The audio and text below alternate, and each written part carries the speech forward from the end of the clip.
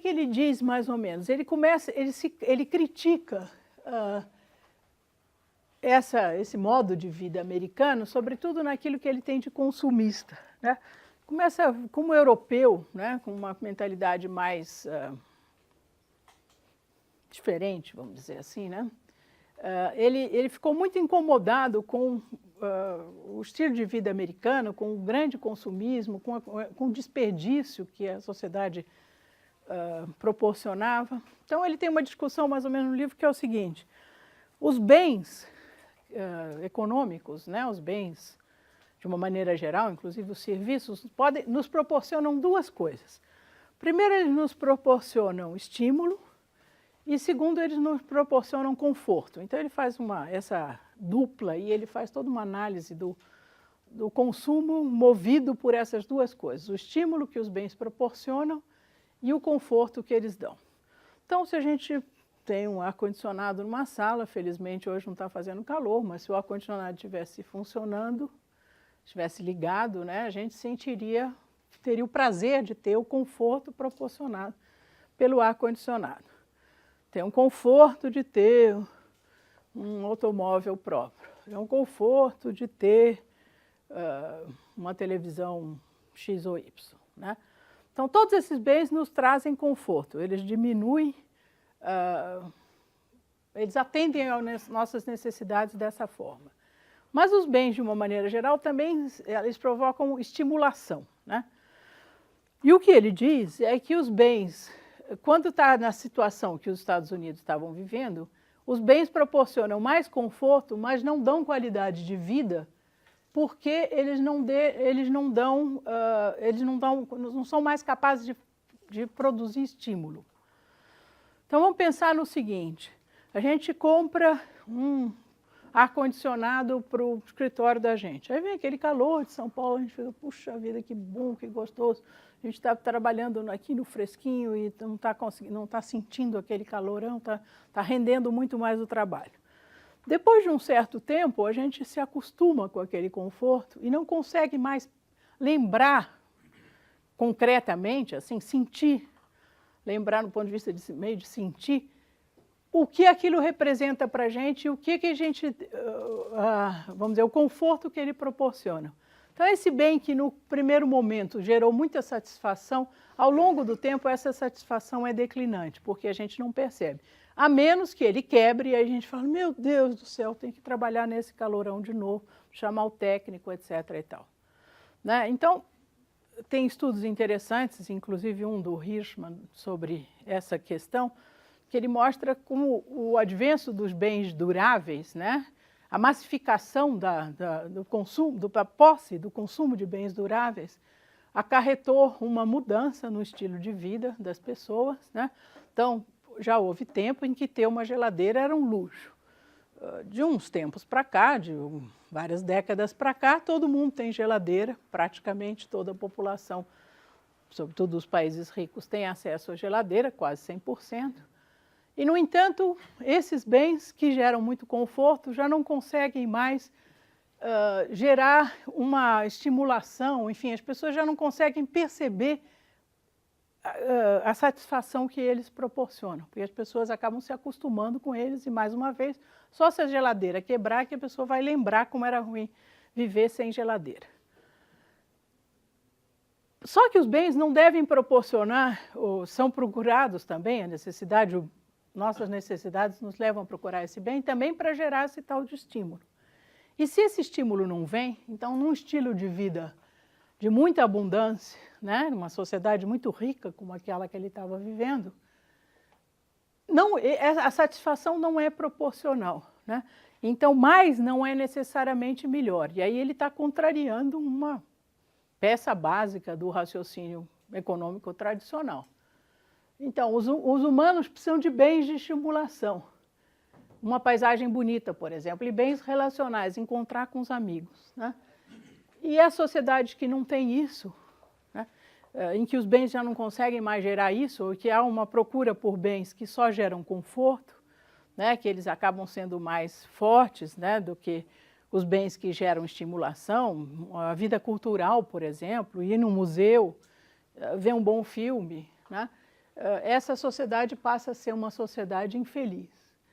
E no final desse livro, Scitovsky até dá certas sugestões para consertar isso de uma maneira que seria promover, educar. E educar no sentido de educar o gosto das pessoas também, para elas poderem encontrar prazer, não apenas no consumo de bens como televisões, geladeiras ou alimentos, mas também na vida cultural, né? Então, você ter uma sociedade mais educada, essa sociedade teria um padrão de consumo, vamos dizer, mais sofisticado e ela poderia ser menos infeliz. Como vocês veem, é uma grande crítica à sociedade norte-americana, né, dos Estados Unidos, e evidentemente o povo lá não ficou muito satisfeito com essa crítica. Então, Scitovsky ficou uma certa persona não grata nos Estados Unidos, continuou morando lá, que eu saiba, morreu lá, mas essa crítica ele pegou pesado nessa crítica e as pessoas com as quais, evidentemente, eu, por exemplo, concordo perfeitamente, e não é só o caso dos Estados Unidos hoje em dia, né? Bom, então, tudo isso para fazer a divulgação desse livro, que é um livro legal de ler. Outra, na origem também desse programa de pesquisas de economia comportamental, existe aqueles que são chamados dos velhos economistas comportamentais. Um é o Herbert Simon. Bom, Simon foi um economista importantíssimo, né? Embora tenha escrito esse livro, Comportamento Administrativo, mas ele foi também um exilado, né? Um imigrante, foi um economista muito importante. E a principal contribuição dele para a economia é considerada essa crítica que ele faz ao homem econômico onisciente e superracional, né? Porque ele fala das limitações,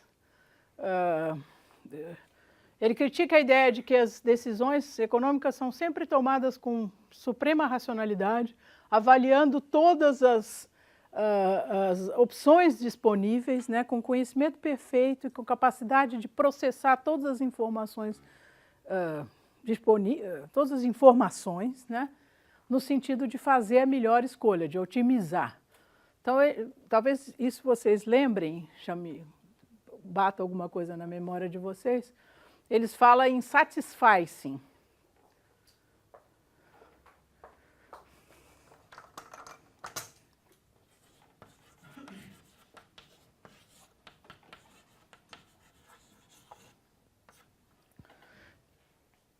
Contrastando esse satisficing com optimizing.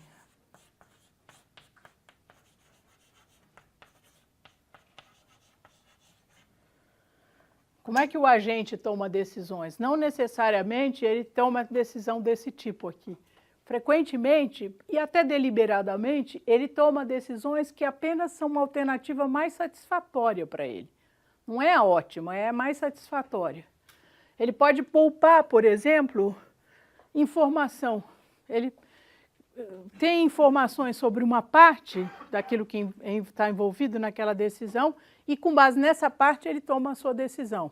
Ele desiste de procurar todas as informações a respeito daquela decisão, né? Então, o satisfaz é uma espécie de satisfazimento. A tradução em português está discutida e geralmente discute, mas acaba sendo horrível, porque não tem um termo melhor.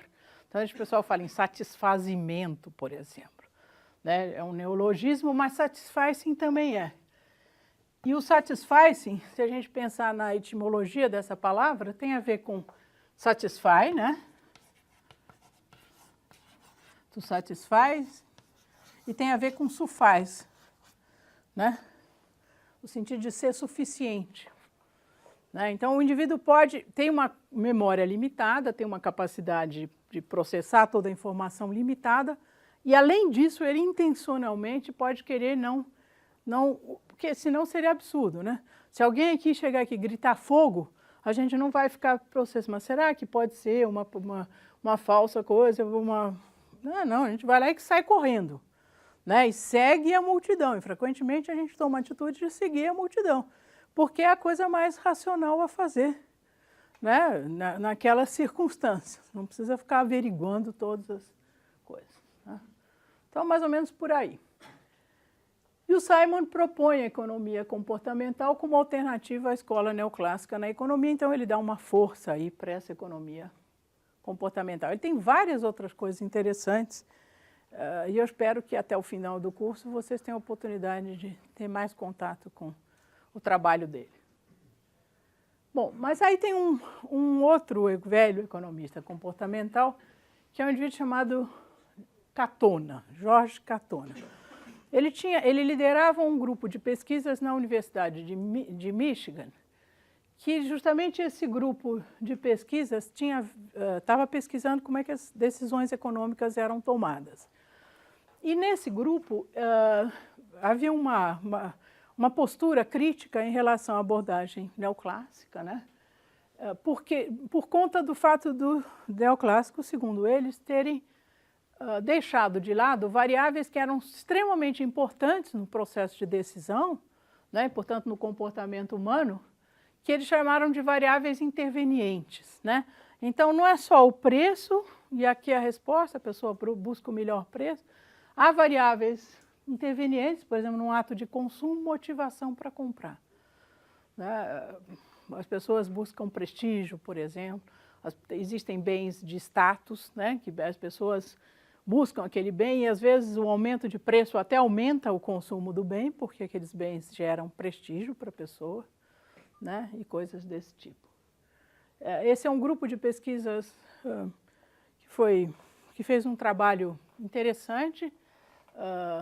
A lembrança que eu tenho desse indivíduo é que, quando eu comecei a dar aula aqui, antes da guerra, o meu orientador, na época, José Pastore, me deu, a minha aula ia ser na segunda, vamos dizer.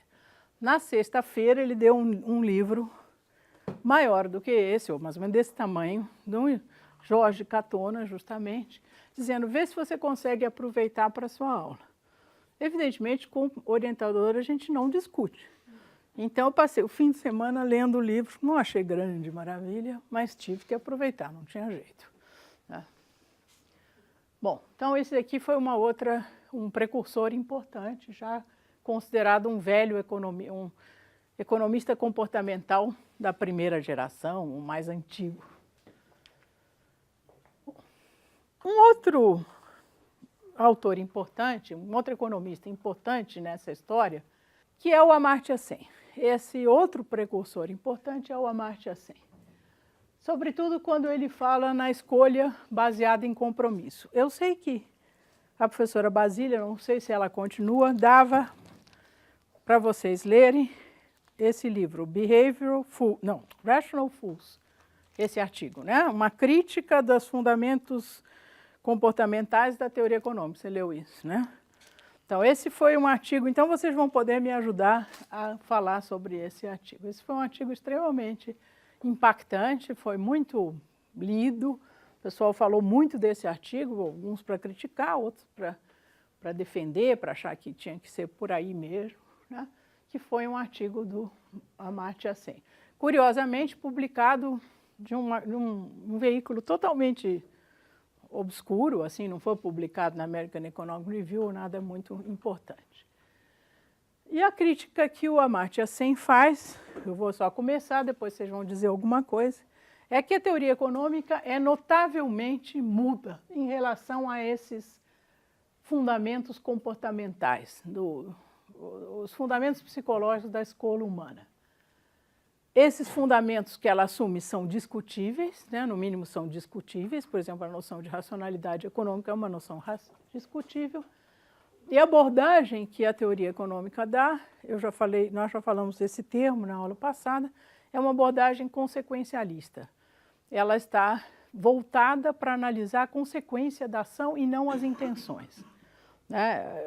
A economia tem como foco os resultados trazidos pelo comportamento e não o processo de comportamento em si ou mesmo as motivações que estão por trás dele. Tem uma discussão grande sobre, não sei se vocês fizeram isso em aula, sobre até que ponto essa crítica é compatível com a teoria econômica, vamos dizer, convencional, né? Não sei se vocês discutiram isso. Em princípio, é compatível, né? Ele não está propondo uma nova teoria não neoclássica e tal, mas tem uma crítica forte aqui. E uma crítica, nesse caso, vamos pensar do ponto de vista retórico, vindo de um economista cujo status de economista ninguém discute, né? O Simon, por exemplo, tem vezes tem gente, não, ele é da administração, ou ele é sociólogo. O Amartya Sen já é mais aceito, inclusive ele consegue se comunicar numa linguagem matemática, o que, como a gente discutiu, quando a gente falou sobre retórica, é um elemento importante para a ideia poder se difundir e ser aceita, né, no mainstream, vamos dizer assim. Bom, então, Sen estabelece nesse artigo dois tipos de móveis da ação humana. A simpatia de um lado e o compromisso de outro. Ele fala de ações que são movidas seja pela simpatia, seja pelo compromisso. Tá? Então, a ideia é o seguinte, o Sen começa falando do comportamento econômico, de que a teoria fala sobre o comportamento econômico, a teoria econômica e tal. E, em um determinado momento, ele diz assim, olha, mas a gente pode pensar em tipos de comportamento movidos por simpatia e por compromisso. O que é simpatia? Quando a preocupação com o bem-estar alheio afeta diretamente o bem-estar da pessoa. Então, se eu vejo uma pessoa ser torturada, e se aquilo me incomoda, me comove de alguma maneira, me traz desprazer, eu sinto a dor dessa pessoa como se fosse minha. Então, é mais ou menos como se a minha função utilidade abrigasse o bem-estar dessa pessoa também. Né? Fosse um elemento da minha função de utilidade o bem-estar dessa pessoa. Qual a diferença do compromisso? No compromisso, é a mesma cena de tortura, não me traz nenhum desconforto pessoal, mas eu acho que está errado. O indivíduo não devia ser torturado porque participou de uma manifestação, por exemplo. Né? Então, eu fico incomodado com aquilo porque é um senso de dever, que eu acho que não é legítimo torturar outras pessoas, usar a violência para obter uma informação ou para punir um comportamento daquele tipo. Mesmo que isso não eu não estou pensando em se o meu bem-estar vai ser melhor ou pior depois eu não estou pensando no meu próprio bem-estar. Aqui existe uma cunha entre o bem-estar e a escolha. Meu bem-estar, tudo bem. Mas digamos que isso não vai me afetar, mas eu acho errado fazer isso. Então tem uma consideração de natureza, vamos dizer, moral aí. Né? A gente pode pensar em outros exemplos, né? Tem uma contribuição aí célebre do David Hume, que ele fala o seguinte, olha, por que eu vou dar uma esmola? Eu vou dar uma esmola porque a visão daquele indivíduo maltrapilho, gerando mal, né, isso me incomoda. Portanto, eu dou uma esmola, ele não usa esses termos, mas é por simpatia, né, por um movimento de simpatia, empatia. Né, eu estou comprando o mal-estar dele como se fosse o meu. Isso é uma coisa.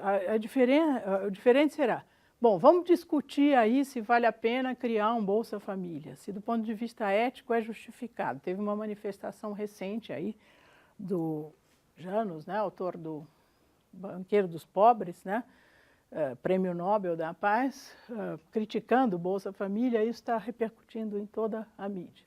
Né? Então, é correto ou não é correto criar um Bolsa Família? Digamos que eu considero, não, é importante ter um programa de Bolsa Família. Então, eu estou apoiando esse programa, ou eu estou agindo até mais, ajudando a implementar esse programa, porque eu acho que é o correto a fazer. Tá? O Amartya Sen tem uma noção kantiana. Qual é a noção kantiana? Dos imperativos categóricos, que a gente nasce com certas normas de conduta, regras gerais. Isso é uma coisa que está dentro da gente, do ser humano, e que é uma coisa de natureza moral, né? E por essas máximas, esses imperativos que são bem genéricos, a gente considera que não deve matar, que não deve mentir, coisas desse tipo, né? Então, a partir desses imperativos é que viriam atos movidos pelo compromisso. O cara vai lá, abandona o seu bem-estar e vai participar de uma manifestação pela paz, por exemplo. Aquilo não aumenta o seu bem-estar, né? Mas ele faz isso porque ele sente que é seu dever fazer. Na discussão, o Sen fala, olha, a gente pode... é verdade que alguns comportamentos podem ser movidos simultaneamente por simpatia e compromisso, mas ele não abre mão da ideia de que existem comportamentos movidos pelo compromisso, ou basicamente, ou exclusivamente pelo compromisso. Tá? Ele introduz essa ideia e aí ele diz, olha, a maioria dos atos cotidianos não tem nada de compromisso. A maioria dos atos de consumo, por exemplo, são feitos simplesmente nem por simpatia, para atender maximização mesmo, ou satisfazimento, ou qualquer coisa. Mas existem alguns atos, e aí ele dá alguns exemplos, por exemplo, de manifestações, de pessoas que arriscam um emprego para participar de uma manifestação, ou para se solidarizar com um colega que foi demitido a seu ver injustamente, boicote que foi feito à África do Sul na época da maior ditadura, lá quando havia um problema de discriminação racial muito forte, né? Então, ele cita alguns exemplos na história da humanidade recente, né? Na história da humanidade no século XX, que seriam manifestações de comportamentos movidos pelo compromisso. Mas, do nosso ponto de vista aqui, importa... Bom, e aí por que os rational fools... Deixa eu voltar aqui para... Rational fools porque é a crítica que ele faz à teoria econômica. Então, os agentes econômicos da teoria convencional, eles são racionais, mas, ao mesmo tempo, eles são fools, né? Então, essa racionalidade, num certo sentido, estaria fazendo deles certos... aí ele usa wantons, assim, feixes de vontades